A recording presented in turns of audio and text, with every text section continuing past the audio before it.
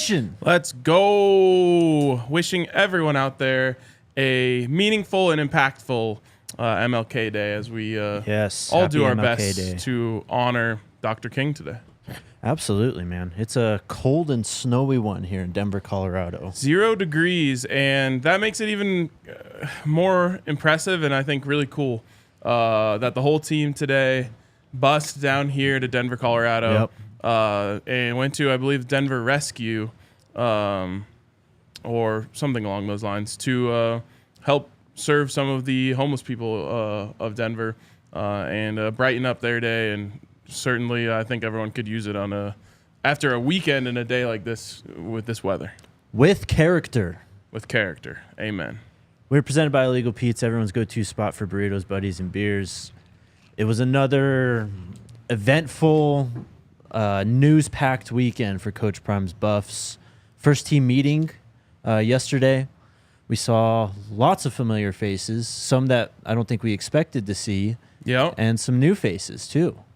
Yeah, I love that that's the way we learn about things. It's just like, you got to tune in. Whoever tunes in first when it drops gets to break the news. There's some stuff there that we had kind of heard about, but, you know, as we've told you guys before, we can't always share everything right when we hear it, but also some stuff that we hadn't.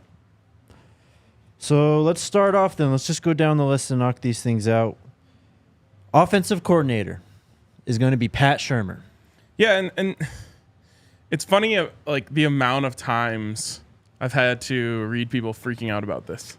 Like, in the way that this news has kind of waterfalled out, it has been, I think now, at least 3, probably 4 different times where everyone lost their minds. First one was when he was originally promoted. Second one was after the season when Coach said, like, yeah, I think it's likely, or he has a good chance. Everyone freaked out then. Then he said at one point he will probably be the OC. Everyone freaked out again. And then yesterday it becomes official and everyone freaks out one more time. Here's my philosophy on this, and I don't expect everyone to ride along with me on this, but it's just the way that I approach sports, and I personally think it's the best way to do it. Doesn't mean I'm right, but it is how I think. Have optimism. Give Pat Shurmur a chance. What he did with the Denver Broncos is so far removed from what he's going to do with the Colorado Buffaloes that, in my opinion, it's not worth it to put all this negative energy out into the world over a poor experience you had in the past. You know, Pat also, I don't think was necessarily loved by the media when he was here. He's a very kind of straightforward, to the book kind of guy. He's not the type that wants to, you know, joke around or have fun with the media. And I think that impacted his kind of reputation in Denver. But to me, why not give him a clean slate, give him a fresh start? He never had a quarterback of the caliber of Shedeur Sanders while he was the coordinator of the Broncos. He was, you know, at the bottom of the league in terms of quarterback quality rather than the top of the league. You know, people also want to hold last year against him. Last year wasn't really his offense. He was calling Sean Lewis's plays the best he could with what was already installed, maybe installing a little bit. But my whole thing is, like, I would rather give Pat Shurmur a true fair shot and, you know, be disappointed or wrong afterwards than I would to just take a negative. You know, I had someone say, like, this has just killed all of the excitement I had over next season. And it's like, why are you letting that happen? Don't let that happen to you. This is a Jimmy's and Joe's game. X's and O's play a real role. But I think the Jimmy's and Joe's on offense are pretty fucking good. No doubt. Personally, I'm going to say that I believe Pat Shurmur is going to do a great job next year. And if I'm wrong, I'm wrong, and I'll eat that. But I think that's such a better approach than going through, what do we got, 6 months of off season less, maybe even more. Going through all that time with a negative outlook. I mean, you just nailed it. MLN had a comment too. People freaked out when he was hired as an analyst. People lost their minds. We're up to 5 then. But I think they also freaked out when he spoke that one time. In front of the media, like before. Like before the season. I mean, just exactly what you said. It's about the Jimmies and Joes, not the X's and O's, especially in college football. Yep. We know how good and how talented Shedeur Sanders is. He's going to enter the Big 12 as probably the best quarterback in the conference now. So when you have that, it makes everything so much easier. It makes the run game easier. It's probably going to be a lot of different stuff. You heard Jimmy in the team meeting talking about fast, and he brought up, last year we ran a fast tempo. We don't know this year, but just judging by the end of last year, they really slowed it down. They huddled a lot more, especially against Utah. And I'm expecting to see a lot more of that. I think it'll be a lot more pro-styled. I think they'll keep some of the spread and no-huddle aspects of the offense installed so they can get to that if they want. But it's going to be somewhat different. But look, Shedeur's very comfortable with Pat Shurmur. We've seen that on Well Off. He's spoken highly of him. And Coach Prime has his trust in him. So why don't you have your trust in Coach Prime's trust? And that's, I think, what people don't grasp about this hire, especially the Broncos fans who don't really care about the Buffs, who are just helicoptering in to be like, LOL, you hired Pat Shurmur, what idiots. I don't think people understand how important relationships are. And I think that relationships are even more important as it relates to football when it comes to Coach Prime. Mm-hmm. When you've been on top of the world like he has, you realize who's really with you and who's not, and who's just trying to catch the wave.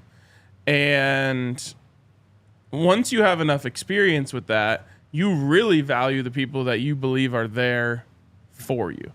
Coach Hart is a perfect example of someone who has been with Coach Prime forever. He trusts him entirely.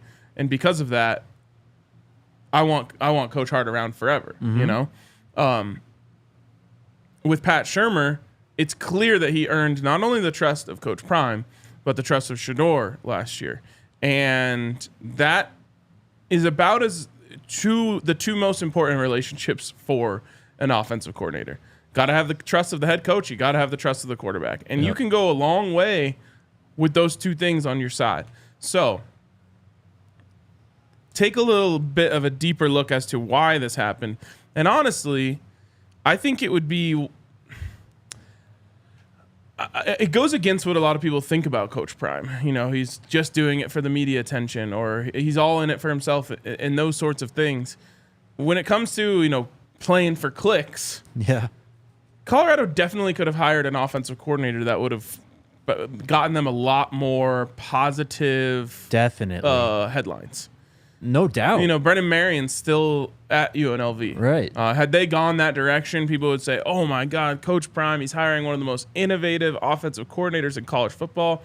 And to be honest, he did that last year. Exactly, yes. He went down that road. He hired off of recommendation rather than personal experience, and it didn't work for him. So how could you not understand him saying, okay, I'm going to take someone who has all the experience in the world, who I know, who I trust, and who we're going to be able to get on the same page about how we want to call things, and put all that other stuff that I just mentioned, the publicity, the headlines, aside to do what you think is best rather than what you think is most exciting or whatever word you want to use. I mean, we just got to remember, this is Deion Coach Prime Sanders. This is one of the greatest football players who's ever lived, a Hall of Famer, and he wants to bring this NFL atmosphere to Boulder. And he's doing that with this coaching staff, and he's trying to treat the players like they're pros. He said that in the team meeting. And just having all these young kids learning under all this experience, this NFL experience, is going to get them ready for the league, which is where they all want to go. And it's a united common goal that we're seeing across the coaching staff. It's about NFL quality, NFL experience. The kids are going to rally around that. And they're probably going to grow as football players because of that too, because they're going to get a level of teaching that you may not get at another school. Yep, absolutely. We learned to, I don't know how to. We learned both at the same time, I guess. Yep. Wide receivers coach is going to be Jason Phillips. Yep, this is something we heard about a month or so ago. A while ago. Yeah, so this has been in the works for a while. Jason Phillips was offensive coordinator at Jackson State for a time, also wide receivers coach at Jackson State for a time, played in the NFL. with Coach Prime. Yeah, in Atlanta. Yep, overlapped with Coach Prime. Another guy that Coach Prime is kind of reaching into the foxhole here. Who's coming in the foxhole with me? Who do I know will be in there with me? It's a little interesting from the standpoint of I thought Brett Bartolone did a great job with the wide receivers last year, but I think it's one of those things whereas like Coach Prime really wanted to add Jason Phillips to the staff, and he felt that Coach Brett would do a great job coaching the tight ends, and Coach Phillips would do a great job coaching the wide receivers, so it's kind of a win-win there. And then, I don't know this for sure, but if you read between the lines of the video yesterday, Coach Pollock, when he introduces himself, says, I'm going to be helping Coach Brett out with the slot receivers and tight ends. So it could be like a shared... Brett's title might end up being tight end / slot receivers coach. So he can keep not necessarily like if he wants to be a long time receivers coach, he can not have a gap in his resume there. Sure. So Jason Phillips has coached a lot of football, over 20 years of experience. Most recently with the Hamilton Tiger Cats, I believe in the CFL. Yep. Before that, as you said, spent 2021 with Coach Prime as co-OC and wide receivers coach at Jackson State. And then before that, spent time at Utah State, Oregon State, Kansas, SMU, Houston, Baylor, Houston again, Texas State. So very experienced. He was a former college football player at Houston, was a 10th round pick in the 89 NFL draft.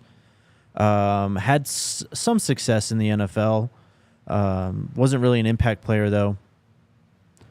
But he was an all SWAC or all Southwestern Conference, football player when he was in college.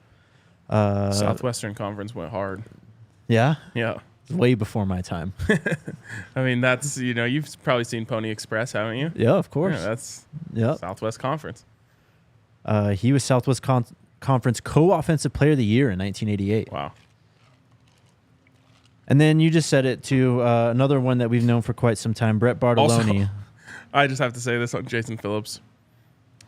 I apologize to anyone who tweeted at me yesterday saying, like, who is this guy? But Google is available. I know. Like, come on. Yeah. We've known this one for quite a while. Brett Bartolone is going to be the tight ends coach for CU this upcoming season. He's a great coach. I don't think there's any concern about that at all. We saw, as you mentioned, what he did with the wide receivers. Tight ends is one of the biggest positions of need on this team. Yep.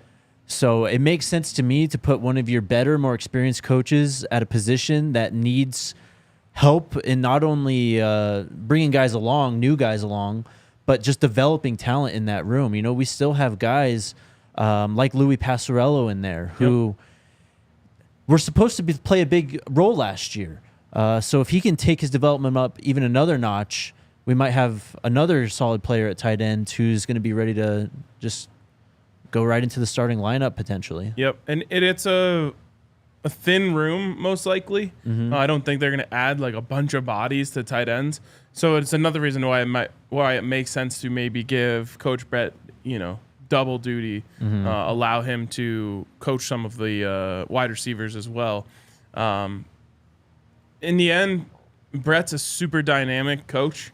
He is a fantastic recruiter. He's a fantastic coach. He's a fantastic person. If you talk to like family members of players on the team, like all of them know Coach Brett. They all like him, and it's kind of unique, I would say, in the sense that not a lot of times when someone's a position coach, do all the family seem to know him. So he's going places in this business, and I'm glad he's with us right now. Someone in the comments says, feels like Brett got demoted. I'd say this is the sign of being an up-and-coming coach. I feel like when you stay at one position and you just kind of coach that position, you kind of pigeonhole yourself. Typecast, yeah. But if you diversify yourself, like you are setting yourself up to be a head coach someday.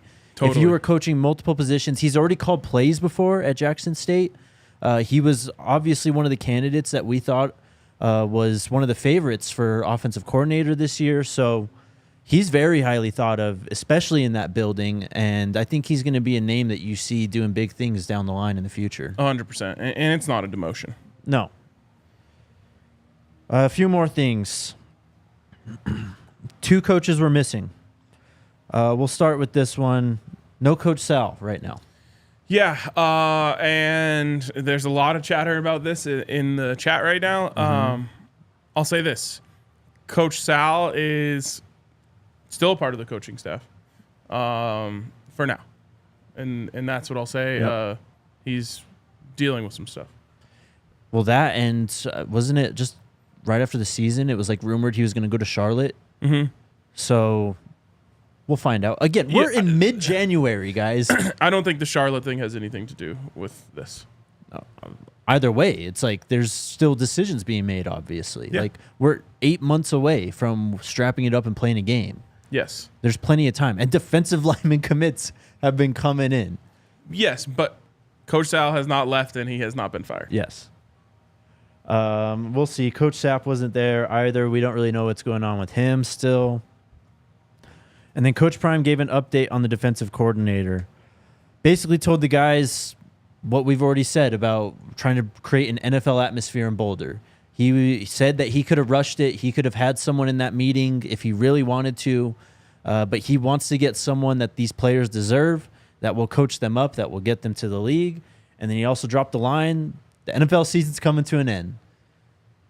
Think we're getting someone who's coaching the NFL to be the DC. Yeah, Jake, I talked to a lot of people over the weekend about what's going on with Colorado's defensive coordinator position, especially before this video came out. And essentially, this is what I learned. Of course, everyone remembers when Coach Kelly left, there was immediate kind of reporting and buzz that Colorado already had someone in mind. Mm-hmm. And it almost sounded, I think some people even said like it's a done deal. Yeah. An announcement coming soon. Well, from my understanding, this is what I was told, there was that. It's a person that they had lined up. They had had conversations when it became apparent that Coach Kelly was probably going to take another job. And obviously you want to go through a thorough search before you kind of nail someone down. And once the news got out that Colorado's defensive coordinator position was open, interest started flowing in. And so not only did they have a kind of leader in the clubhouse and some other people they wanted to talk to before they made a move, but then people that they might not have even thought would have been interested all of a sudden start popping up and kind of throwing their hat in the ring of, hey, I'd like to be considered for this. And so it went from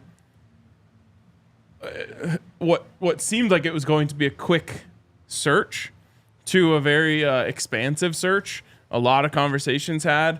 And I think, you know, as Coach Prime then said in the video, like, I'm trying to make the best decision, not the quickest decision. There's no practices for a while here where you're going to need your defensive coordinator out there installing. And so I still think it's kind of Coach Prime deciding between a couple different names. And I'm not sure how many, if anyone really knows which way he's leaning more other than him. I don't think so. I mean, we could throw names out here right now, but again, we don't know this one.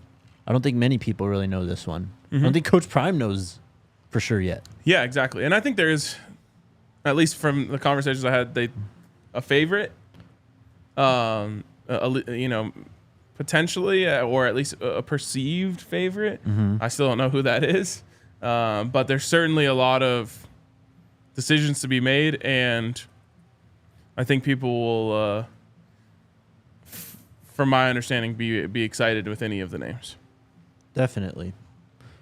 Some other things we learned, guys coming back, it seems. Shane Cokes, LaJohntay Bentley, and Savion Wilkerson, all in the meeting. Great. All players who can help next season. A lot of new faces showing up in Boulder, too. It's an exciting time. It's well off season again.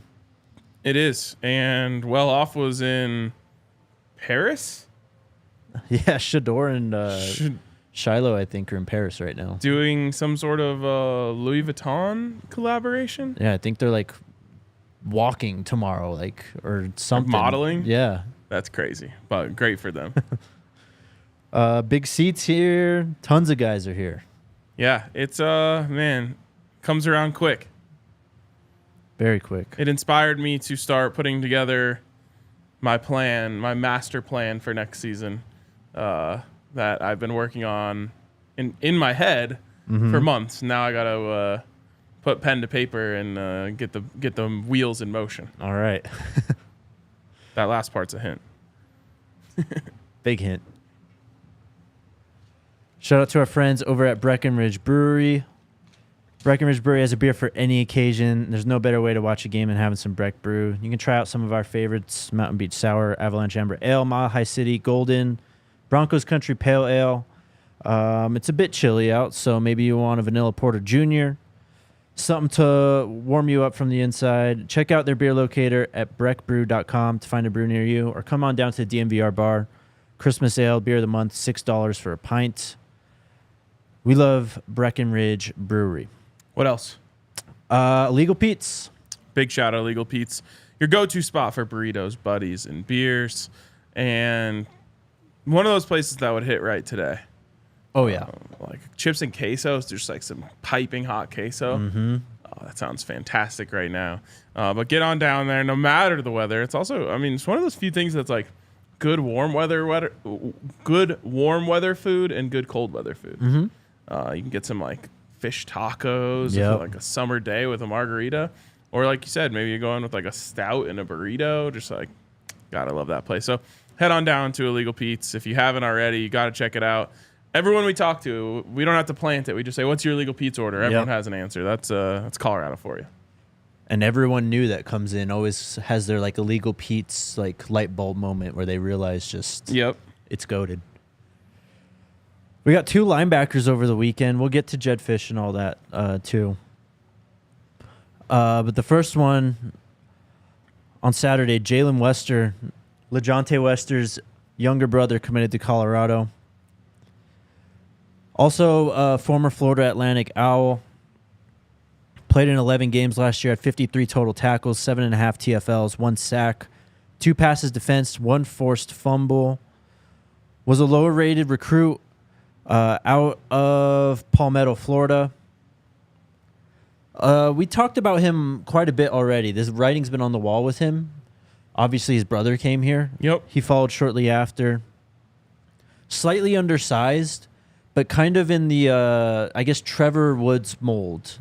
He obviously was converted to linebacker at some point during the middle of the season last year. Jaylen Wester has similar measurables, 6 foot, 200 pounds. Some people have said he's up to 220 at this point, so we'll find out about that. This is just what FAU had him listed at.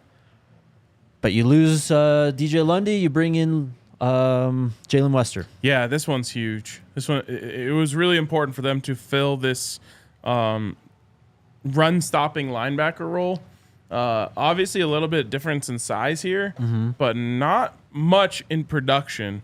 And according to PFF, who, as you know, we hate them when they don't say good things. We love them when they do.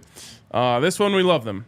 They rank Jaylen Wester number 1 out of 807 graded linebackers in run defense grade with a 94.2, an 84.5 overall defensive grade, which is 26th out of 776. And then, a little bit of a step back with a 68 coverage grade. You can imagine what this player is, right? Mm-hmm. Very good coming downhill, serviceable in coverage. But DJ Lundy was another one who was fantastic against the run. And as soon as they signed him, we're like, okay, well, that makes sense. They struggled stopping the run last year. Go bring in a great run-stopping linebacker. That's what they get here in Jaylen Wester. And, Jake, the theme continues. Family business. It is. It's family business. I think that might have to be the theme of the 2024 season. Family business. We have 3 sets of brothers. Shador and Shiloh, the Wade brothers, the twins, and then now LaJohntay and Jaylen Wester. We did have Victory and Champion. That's right. But not anymore, right? Mm-hmm. I think that's it for now. But it's so perfect because, right, like Coach Prime's all about family. Mm-hmm. He's got his whole family here. It's not just Shador and Shiloh. Bucky's obviously a part of the program as well. Shurmur is on campus as well. You have the brothers. Football is family. It's like the Shador and Shiloh are getting ready to like enter the family business of making money off of football at a high level. Obviously, they're making money right now, but 2024, it's family business. It is. We also had another one. I'm assuming this is a preferred walk-on, but Gage Goldberg, son of the Goldberg, former Georgia player, former NFL player, very athletic family, obviously. Former WWE superstar. Yes. He has committed to Colorado. Again, assuming this is a preferred walk-on, he's a 2024 kid. 6 foot, 205 pounds. During his senior year, out of Born Champion, that's in Texas, he had 154 total tackles with 7.5 TFLs, 8 hurries, 4 forced fumbles, 1 sack, a blocked kick, and a safety. And now, so I guess Goldberg was on the Falcons too. Nice. So another link to Coach Prime's playing career. Got some quotes here from the guys over at Buffs Beat at Sports Illustrated. Check this out. I thought this was true, but I had to look back. 2011, he was a senior. The Buffs had David Goldberg, who is Bill Goldberg's nephew. Yep. So family business, baby. Let's go. He said this about coming to Colorado. Gage did. He said, the main draw was that Colorado has an amazing coaching staff and obviously a great head coach that will help me excel in every way to become a better football player and eventually get me to the next level. He said, my dad's advice was to go to the program that stands out to you the most and the one that you know you will love. I already know at this moment that I will love Colorado, and it will also be great to be learning from one of my dad's best friends ever. How about that? You ever notice how many people describe Deion Sanders in that way? A lot of people. A remarkable amount of people. Even if you just go from like best friend to like great friend, I feel like there's only like, I don't know, 10 people in my life that would say that about me, maybe Probably more. Less. It feels like there are hundreds of people who refer to Deion Sanders as great friend or best friend or longtime friend. There's a reason for that. He's an elite relationship builder. Yep. And man, he's all like, I strive to be as good of a friend as he, like, even just like Chad Johnson being like, oh, Coach Prime FaceTimed me for my birthday. Yeah. It's like, man, how's he on top of that? He has just a different bandwidth when it comes to a lot of things in life. Football, relationships, just being a good father. Parenting, yep. So he's amazing. It's pretty cool. What is going on?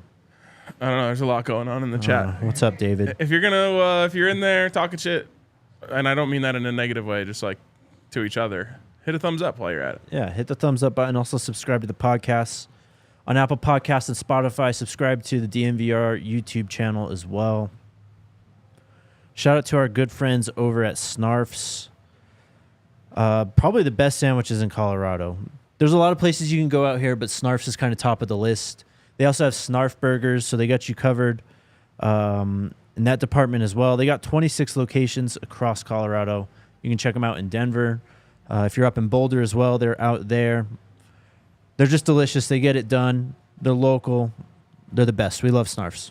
Also, a huge shout out to Game Time, the absolute best place to go if you are looking for last-minute tickets. Sign up by downloading the Game Time app. Use the code BUFFS, that's Buffs, when you sign up to get $20 off your first order. And a big shout out to, on Twitter, ScoBuffs-LA Born, who tweeted at us yesterday and said, took the family to see the Buffs dominate Stanford today. What a game, what a crowd, what an experience. Thanks again, Game Time, for the great seats, Sco Buffs. And they even got to meet Shurmur at the game yesterday. So if you want to do something like that, use Game Time. And by the way, speaking of the Buffs dominating Stanford, of course, talking about the women's basketball team, up to number 3 in the country, Jake, after a dominant win over Stanford, who was number 8. And next on the agenda, Friday night, UCLA, number 5. Top 5 matchup, number 3 versus number 5 in Boulder. Let's sell that thing out. I saw a stat that someone said this is the first NCAA women's college basketball top 5 game since like a tournament game last year, Final Four. Yeah. Pretty crazy. So pretty high level stuff. They are balling.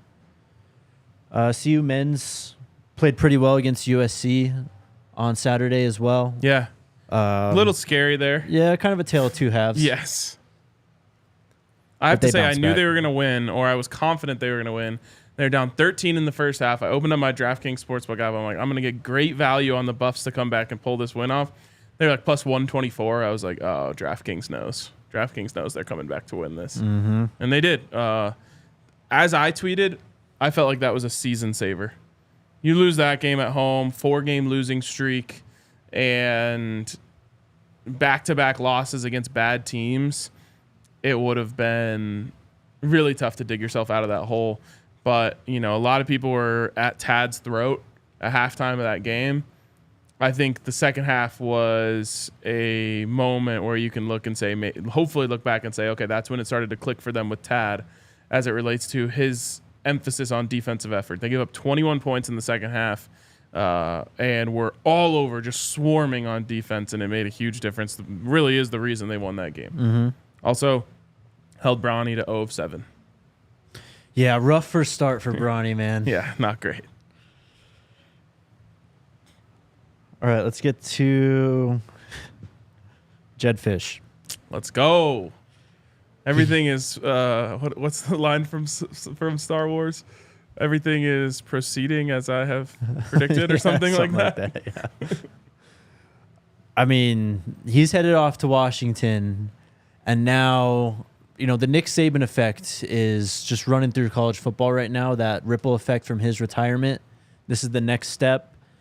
And this immediately weakens one of, if not the best team coming into the Big 12 this next year. Yeah, absolutely. We now are hoping for Noah Fafita and Teteroa McMillan to also say goodbye to the Big 12 conference. Yep. Because, you know, I would put Shedeur and maybe Will Sheppard up there as arguably the best quarterback wide receiver duo, but it'd be hard to go against Fafita and McMillan just because we've already seen them do it at an incredibly high level. Yeah. And that doesn't mean, like, I would take Shedeur over Fafita all day long, but as a combo, those two are both incredible, like elite. So you hope that they're out next. It sounds like there's kind of an internal push from the players to hire the defensive coordinator there, Nansen. And the rumor is that the big players have avowed, if you hire him, we'll stay. Mm-hmm.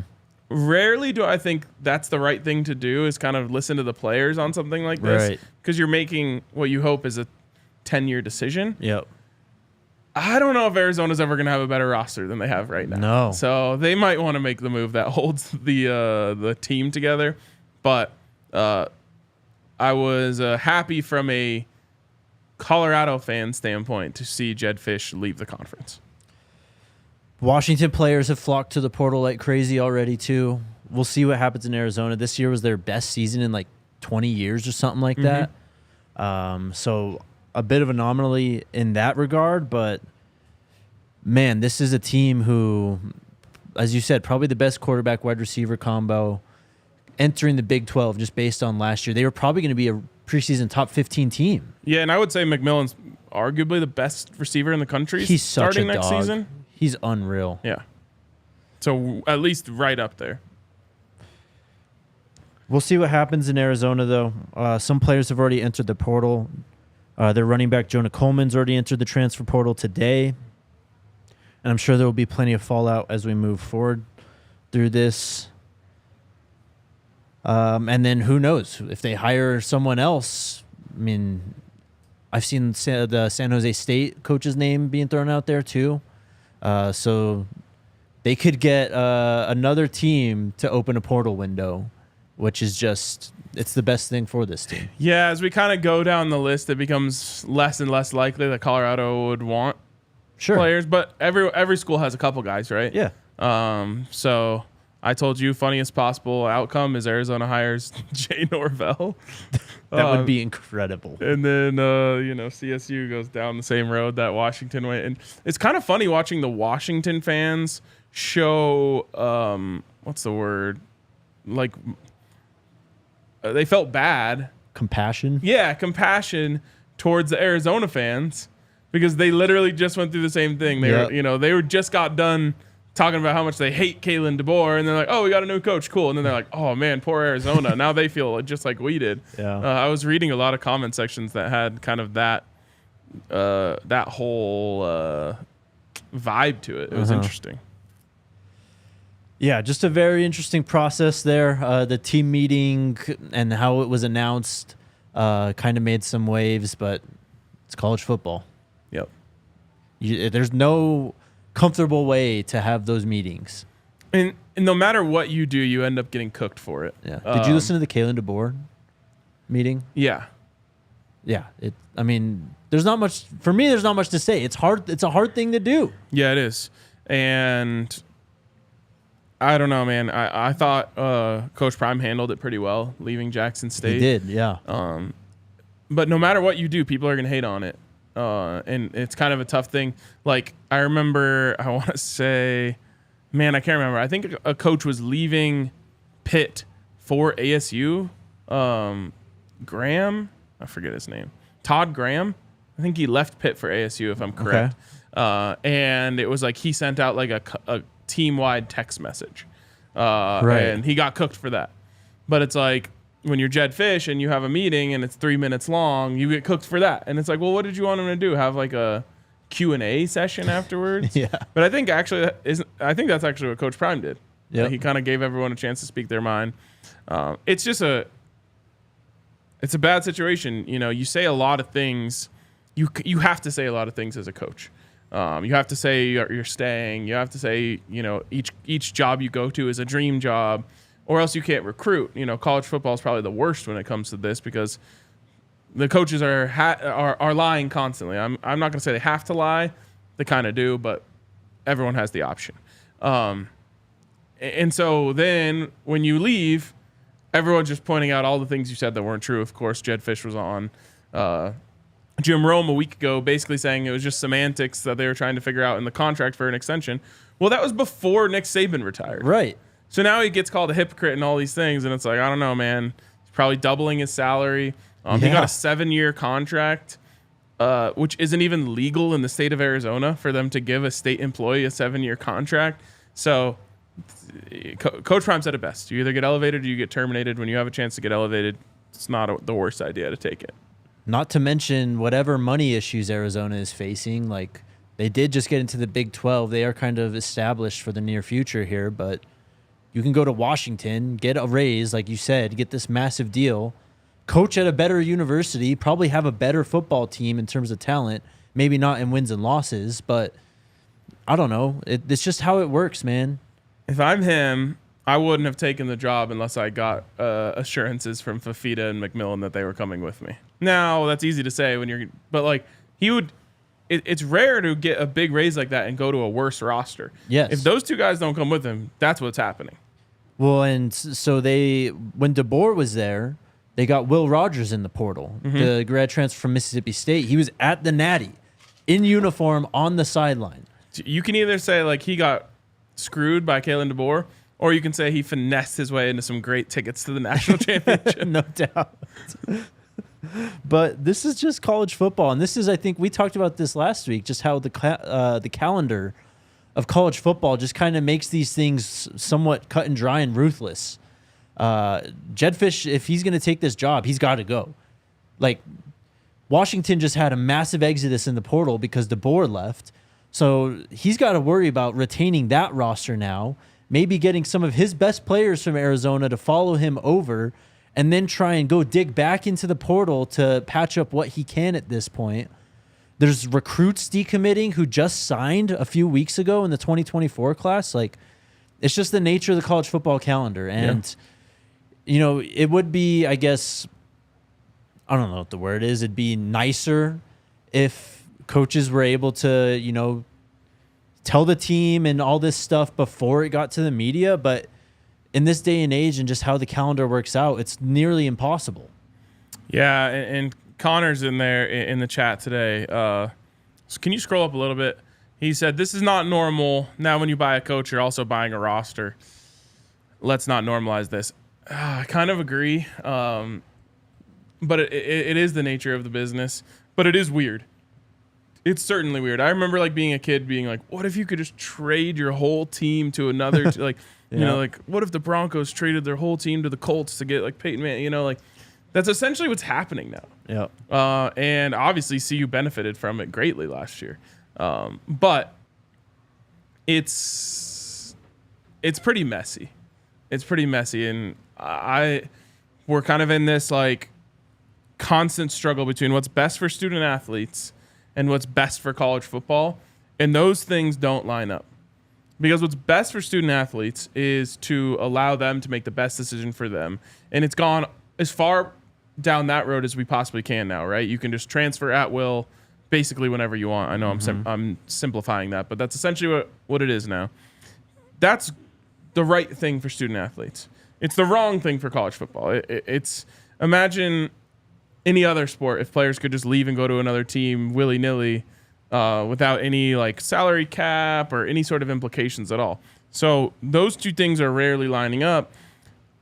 As much as I love college football, the human side of me always comes back to what's best for the student athletes is the right decision. But it's weird. It's weird. And it makes for some very disappointing kind of moments for different teams. If Coach Prime were to leave this offseason, which obviously he's not going to do, but we would be gutted just the way these other teams are, because it's just exactly what he said. You're not just losing your coach. You're losing your whole roster, all of your best players, everything. So maybe Arizona's able to hold this one together, but it hasn't happened anywhere else yet. Yeah. This whole thing might not be done. Harbaugh's interviewing with the Chargers. So if Michigan opens up, man. Come on. I mean, it is what it is, but Michigan opens up, they're probably going to hire someone else. Oh, yeah. A big name. Yeah. This isn't done. Man. Because, I just kept thinking, okay, now Arizona's going to hire someone probably a little bit lower. They'll only have a couple, right, great players on their roster most likely, and then after that, it's probably done. If Michigan opens up, we restart the cycle all over again because Michigan is going to hire Brian Kelly or something. Right, exactly. And then LSU's roster is open, and then LSU is going to go big again. Yep. Oh, man, this could go the whole offseason. Yep.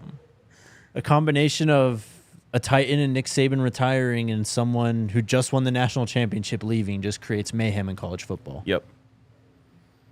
So buckle in, man. All right. Coach Ris was also introduced in the team meeting. He said the thing he does best is bring in dogs. Hell yeah. And he's been working. Yeah, I mean, that's what he does. Try to tell people from day one. So I don't know if this one was too associated with him, but there was 5 really big-time offers that came out, or big-time recruiting news items that we got to address here. TJ Lateef put out a top 7. This is one of the top quarterbacks in the 2025 class, 237th overall player out of Orange, California, plays at Orange Lutheran High School. His top 7, Auburn, Arizona, Georgia, FSU, Texas A&M, Ole Miss, and Colorado. I feel like he came to a game this weekend. Must have been unofficially, but I remember the name for sure. Okay. And then 4 top 100 players in the 2025 recruiting class have been offered or re-offered by Colorado over the weekends. This is where we think Coach Ris put in work. We start with, this one came out today, Micah DeBose out of Mobile, Alabama, 2025 4-star offensive tackle, 26th overall player in the class, 4th overall offensive tackle. out of CF Vigor High School, Mobile, Alabama. 6'5", 315 is what he's listed at. Then Dallas Golden, one of the top safeties in the 2025 class, 100th overall player out of Tampa, Florida. Plays at Berkeley Prep, 6 foot 176. Lincoln Cure, one of the top tight ends, the second overall tight end in the 2025 recruiting class, 40th overall player out of Goodland High School in Goodland, Kansas, 6'6", 215. And then the big one is Jamie French with 2 Fs, younger brother of Maurice French, who was a dog at Pitt. I don't know if you remember watching him at all. I actually don't. He set, I think, a school record for receptions. I can't say I've watched much Pitt football in my life. They're a pretty solid team to watch. Yeah. No? I mean, I'm sure. I'm just saying, like, Northeast football doesn't move me. Either way, Jamie French just decommitted from Alabama with the Saban news. 11th overall player, 3rd wide receiver in the 2025 class out of Mandarin High School in Jacksonville, Florida, 6'1", 185. Coach Ris going after the very best recruits in the 2025 class. Let's go. He's got But Colorado can't recruit, RK. Oh, God, don't get me started, please. Yeah. Coach Ris. He puts the Riz in charisma. He does. That's about all I got today.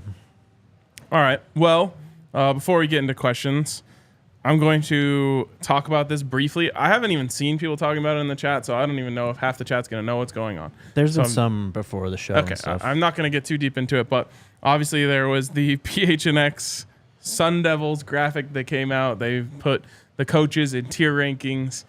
They had Coach Prime in the C tier, which we obviously think is ridiculous. In fact, we tweeted it out from the Buffs account saying we thought that was ridiculous.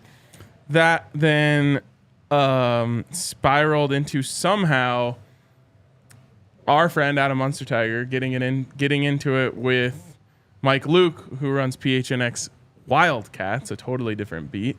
And all I'm going to say on it is this. One, I'm not going to try and police the opinions of people. yes. It's not against the rules to have wrong opinions. And even though theirs is wrong, what can you do? I did have an issue with some of it. It was handled internally. That's all I'll say on that. And then the third thing I'll say is that talk to Adam, and we are square with Adam. Yes. Yeah. Only thing I'll say is that what you said about opinions. They all have them. So if someone says something, whether associated with our company or not, because there's stuff that we get tagged in all the time that people wants to talk about, like, just know, like, we can talk about what we want. Yeah, totally. Everyone can. And it's a little different for me, obviously, Of course. as I'm higher up in the company. But like, all the people tagging you, I'm like, when Stephen A. Smith has a bad opinion that you disagree with, do you tag Scott Van Pelt Exactly. and be like, "What's going on here? Is this your boy?" Like, What do you want me to do? yeah. So it was crazy. Obviously, it was mostly between Adam and Mike, and that's why I was just like, okay, well, they're gonna have to deal with that as men. Right. I'll take up the part that I have an issue with from a company perspective and make sure we're good with Adam. I had a great conversation with Adam, and I mean, that was some classic internet drama. Welcome to 2024, I guess. But not having Coach Prime in A tier, B tier, maybe. C tier was absolutely wild. Disrespect. Yeah, total disrespect. And then the part that I had the biggest issue with, just because it came from PHNX Sun Devils, is that Coach Prime, who had a better record and a head-to-head win over him, was somehow ranked below Kenny Dillingham. I was like, all right, now we know what you're doing here. We know what you're doing here. But it happens. It was whatever. It's in the past. It's in the past. Half of what was going on, we didn't even understand. No, which is why I was also kind of blown away when people are getting like angry at us. It's like, what do you want us to do? And like, I'm not gonna go out there on Twitter and like go after people in the company. Like, that's not how you operate a company. It's lose-lose for us. Yes. It's either someone in the company or someone we don't work with them, but we work very close with them. We see them a lot. Yes. So okay, let's move on from this. Questions. One more. Oh yeah, I mean, I guess I'm sure it'll Or come what do up you in the, no, it's going to come up in the questions. Okay. So we'll get to it. Sourdough says, guys, who is going to take on the DC role if they can't bring their guys? Coach Prime said so himself. So yeah, what he's referring to here is Coach Prime in the staff meeting essentially said, I want to hire a DC, but I want them to work with you guys because I think you all have done a great job, which is different than normal, right? A lot of times, if you're hiring a new coordinator, you're going to allow them to bring in whoever they see fit. Maybe not a full staff change, but definitely say, okay, well, if you have a linebackers coach you like or a D-line coach you like, you could bring them with you. It's a little different in this scenario, but in the end, I think the opportunity to work with Coach Prime and be, in his circle and on his staff is going to be worth it to a very worthy candidate. Regardless of the staff, and there is probably going to be a little bit of room for that person to bring some people that they want to bring. Just Coach Prime's got us. I don't know what else to say. It's good. That should be on a shirt. Buffs for BCS. Y'all worried about potential friction between Prime and the administration over the rumored rejection of Warren Sapp by the school? Look, this is why we've kind of been just like, I don't want to say hesitant, but there's a lot to work through with Coach Sapp. Yep. So this is what I was about to bring up, and then I said it's definitely coming up in the comments. To be honest, I hadn't heard about this until shortly before the show. The USA Today article that kind of came out about this with a spokesperson for the school essentially saying like it hasn't even been discussed about adding Warren Sapp as a coach, which I found that to be perplexing. I think you said it best, though. There's always been layers to this and hurdles that were going to have to be cleared before Warren Sapp joined the staff. You can read the article to get into, exactly why. But no, I don't know. I to answer the actual question, which is, do you think there's potential friction between Prime and the administration over this? No. Not yet. But we'll see what happens. It's just a lot to work through. The guy needed to get a degree. He's got this stuff that got him fired from the NFL Network that is obviously going to come up. Yep. So we'll see. Colorado has history with this. Yes. That they have to, they have policies and things in place. So it's a very complex issue. Yeah. So we'll see. 5280 Ivan, when will the spring game be announced? I don't know. We don't know indeed. I can try and find out when I got the email last year, I guess. Oh, you're looking at last year's spring game as a guess? Yeah, so I got the email for when spring football will start 2 days before it started on March 17th. Wow. Okay, well, I can one-up that. I was able to get a non-official look at what spring ball might look like. So since the people are so hungry, I think you will see the spring game in late April. So during the portal window. And you can kind of piece together when that might be. During the portal window? When does the portal close? 13th through the 15th through the 30th. Yep. All right. 5280 Ivan again. What's the over-under on the guys we poach from Bama, Washington, and Arizona?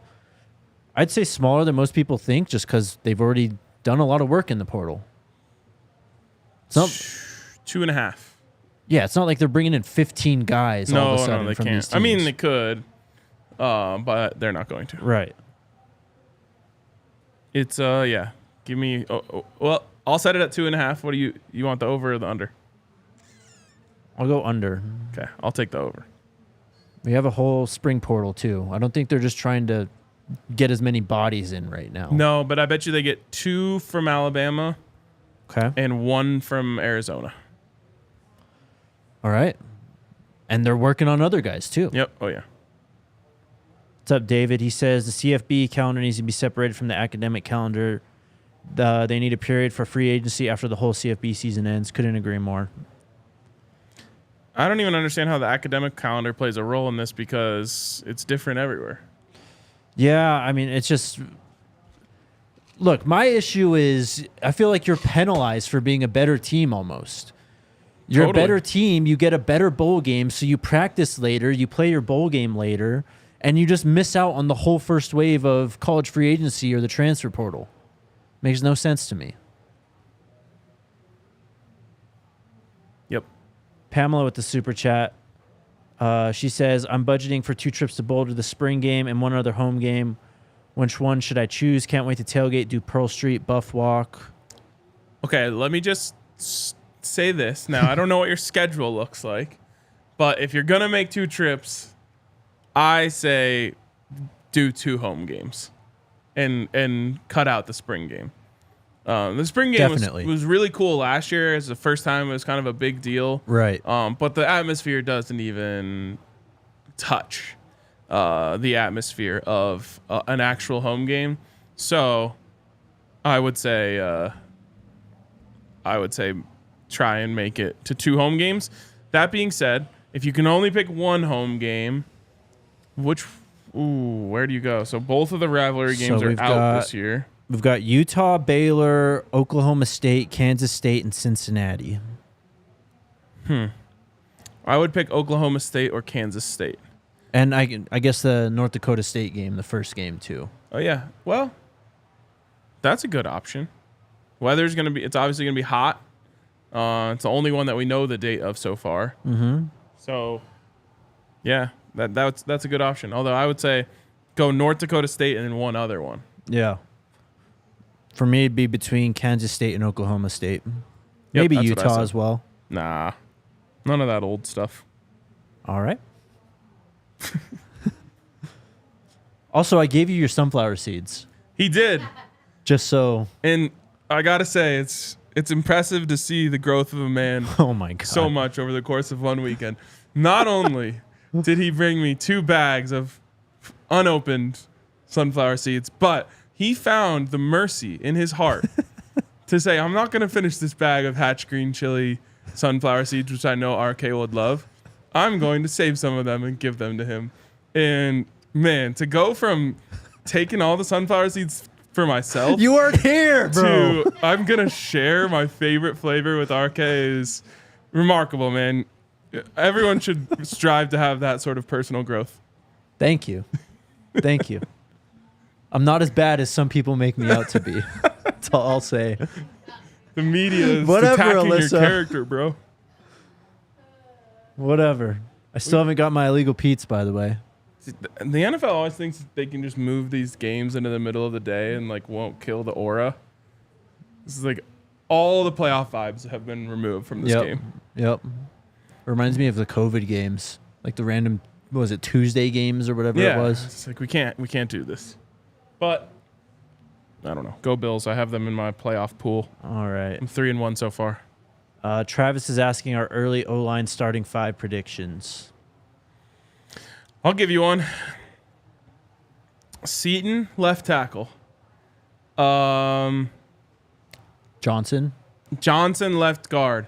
Tyler Brown at center. Mm-hmm. I'm blank. Justin Myers at right guard. Not yet on the team at right tackle. Love it. There you go. Just gonna leave it there. That's as good of a hint as we've dropped in a while. It is. Throw it up. I'm Heaven's Demon says Jake doesn't get enough love. More seeds for Jake. Thank you, man. Someone has my back. Jake just always planting seeds. and the people love you for it. I'm a long-term guy. Yeah. Water them seeds. Someone asked, will you guys be tailgating at the UCF game? Most likely. If my dreams come true, we will be. Let's go. That one would be lit. Am I actually attending the Pearl Street Stampede this season? Probably not. Come on, bro. That's when we do the pregame show. We go straight from the pregame show to the Stampede. If we can figure out a time for the pregame show and get it all situated and figured out and done with. This year's going to be different. Okay. This year's going to be different. Tyler Brown has not played center. He is working at it right now, though. There you go. Who's the last one? You can wait and see. Hopefully.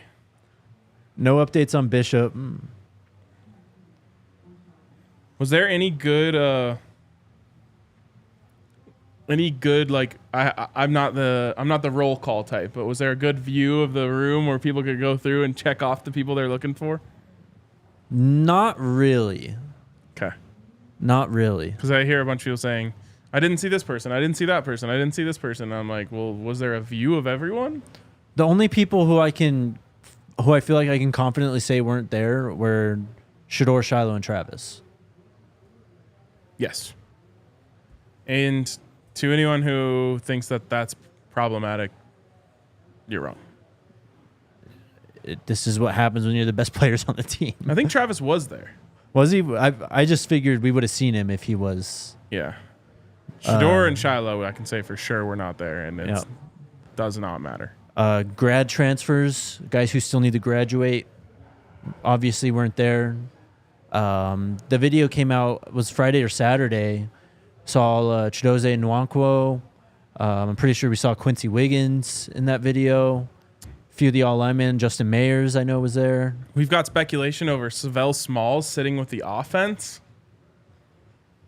Now, there's an option at tight end. I mean, maybe, but Coach Prime was also like letting people know, like, okay, here's where. Yeah. So we'll see. But I like this type of internet sleuthing. The Buffs did once have, I think he was actually a high 4-star. His name was Nick Casa. He originally committed to Florida.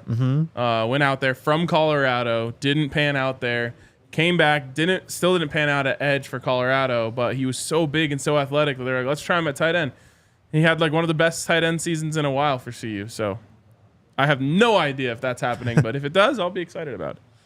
People are saying Travis was there. Just wasn't in the video I watched then. Watched the video from today. Haven't been able to watch yet. All right. Let's go watch this playoff game. Let's go watch this playoff game and have a meeting about some exciting new content. Let's do it, man. We'll be back tomorrow, chat. We'll see you guys then. Let's go Buffs. Let's go Buffs. We all silly like the mayor.